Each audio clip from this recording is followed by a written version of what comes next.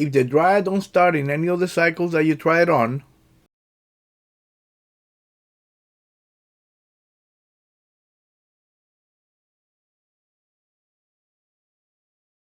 one of the parts that you need to check is the push to start switch. Let me show you how to check to see if the push to start switch is good or bad. Disconnect the dryer from the wall outlet. We don't need electricity for this test. You need to remove these 3 screws that hold the controls panel in place to be able to remove the controls panel.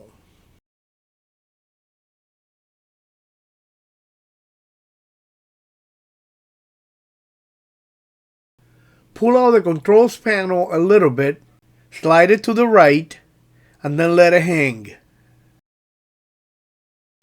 Disconnect the wires from the switch.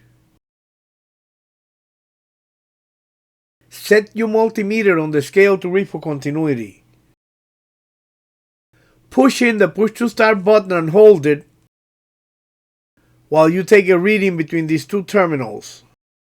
If the multimeter beeps and the reading is close to 0 ohms, the switch is good. If the multimeter doesn't beep and the reading is OL, which means infinity, the switch is bad and you need to replace it. To remove the switch, you will need to lift this tab with a screwdriver. Then turn the switch a little counterclockwise, and you may need to pull hard on the switch to disconnect the knob. Like this.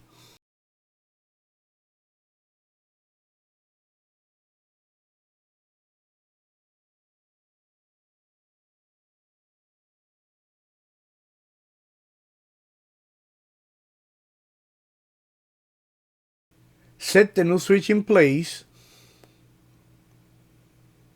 and turn it until it locks up.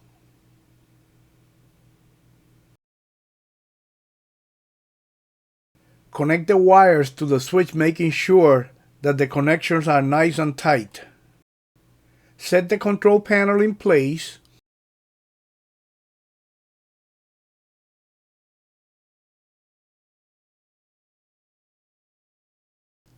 And put the knob on the switch.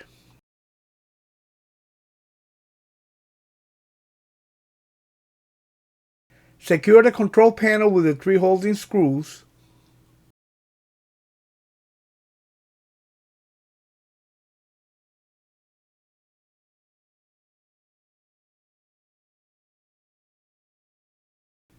Connect the dryer to the wall outlet and try the dryer to see if it works now.